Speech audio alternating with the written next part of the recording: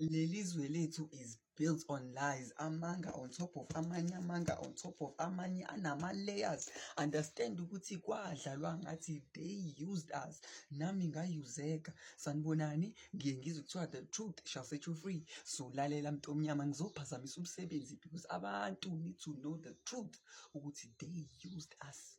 Asiqale. Awu, sikhulekele ekhaya ma.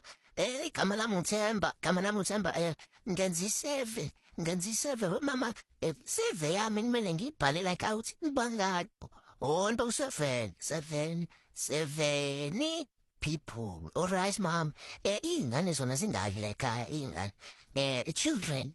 Zu 6, ngizobhala people, mawami ngizobhala people. Alright, hayi, ngisho mama, igama lami uThemba, mama ngisebenzela uhulumeni, ngiyabonga kakhulu, ngisale kahle, ngiyabonga. Ngathi lento ngikha phezulu kakhulu ngoba sengiqhamuka ngiyantshengisa how they were able to identify imizi, families that they will remove masebenza emining. Angiqale emuva, let's go back to the very beginning. La eSouth Africa we have 4 major political parties. Angithi, it's fine. Once upon a time, a long time ago, there was a great leader, a true hero yabantu abamnyama. One day decide ukuthi no, angibiza abantu abami abangilandelayo, ababeliever in my vision. Wama phambi kwabo wabatshena ukuthi no man, as the black community, it is time to rise up. Sifune iland that was stolen from abantu abamnyama a long time ago. Let's get back the land. And abantu bahlanya, abantu babona ukuthi no, ihero yethu isisisa phambili manje sesiya kwi-future. Amandla awethu yaqala movement. All the comrades came together, whether umZulu, umTswana, umVenda.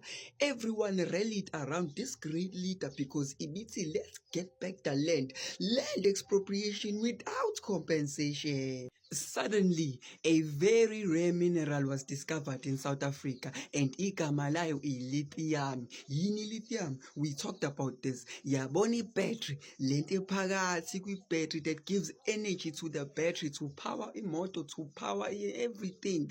That is lithium. Understand ukuthi suddenly sekuvuka ama-mine amaningi afuna to tap into those minerals. Mina nawe, we talked about this. I already told you ukuthi eMzumbe kwadiscover ilithium and eMzumbe yavuka imine ye-lithium.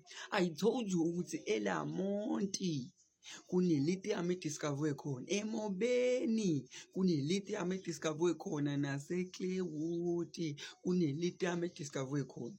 I already told you this. All of that is happening emuva, behind the scenes. Ngaphambili sibhizi. Land expropriation without compensation. Ungabaleki comrade, ungabaleki. Sibhizi. Kodwa emuva they are signing ama-deals that will affect you.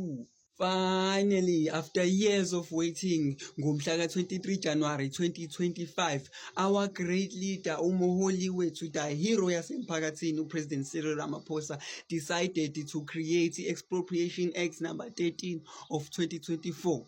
Lokho kusho ukuthi ugovernment usuyavuma ukuthi expropriate iland, but only makuzobhenefitha uhulumeni wase-South Africa. Understand ukuthi the act gives the states legal authority to expropriate property in the public interest or for public purposes only. Wavele wajabula umuntu omnyama, that day sajabula. Oh Nkosi yami, understand. For some reason, they were able to make us think, basiconvince ukuthi lento yenzelwe ukubhenefithisa thina abantu abamnyama. I'm not against land expropriation without compensation. All I'm saying is ukuthi hlakanipha muntu omnyama and see the game. Yes. Abanye abantu, they see the game kodwa abakwazi ukuyidlala. Abanye, they don't even know ukuthi the game exists. And so they continue ukuba ama-puppets. Omunye umuntu uzothi no mina ngihlala eKZN, this doesn't affect me. Understand ukuthi uyisilima ke wena, because even in Limpopo kukhona imine ekuthiwa iVanberg mine. It is a Chinese owned mine ela eSouth Africa. Yes, but sikhulumile leyo ukuthi kwenzekani nge-G20. We talked about this. Understand ukuthi abantu bomphakathi bayakhala bathi akusatshaleki, awusakwazi ukuba ne-livestock because of le mine leli. Bayakhala ukuthi le mine iphazamisa even ama-ancestral burial grounds abo. Bayakhala abantu bomphakathi ukuthi le company ihamba behind people's backs iyokhuluma nama-certain individuals ukuthi abavume ukuhamba. It's a lot. As we speak njengamanje, currently kunabantu eLimpopo that are losing iland yabo because imine, iVanberg mine iyayithatha leyo land all in the name of development. Understand ukuthi the same act esayinwe uPresident Ramaphosa yasayinwa not to favor umuntu omnyama, but it allows the states ukuphuca abantu iland. Why? Because discover lithium in South Africa and understand. Hello Mzansi, welcome to Mkosi Mzansi. If today is your first time visiting this channel, please do the right thing and click the subscribe button, and also don't forget to smash the like button. This is Zero Inkinga has exposing our government. Yati guys, lo mfana lona he is so smart and ngivele nje ungisabele impilo yakhe uhlezi owazivula ingqondo and sibone into ngendlela lehlukile. So this time yakhuluma njena ngemalithium njengoba semuvile siyaqoka sinala mzumbe okhona indzawo ligujwa khona ilithium. Uyakhuluma tindzaba tema-sensors ukuthi bayentelani sensors nje, like he's basically just exposing our governments ukuthi government yethu ayikhathalele muntu la South Africa except for yona kuphela, except for their packets, and people are just saying ukuthi hey sikhulekele safety ya Zero Inkinga. Please do comment what you think below down on the comment section. Don't forget to hit the notification bell. I will see you on the next one. I'm signing out, so goodbye.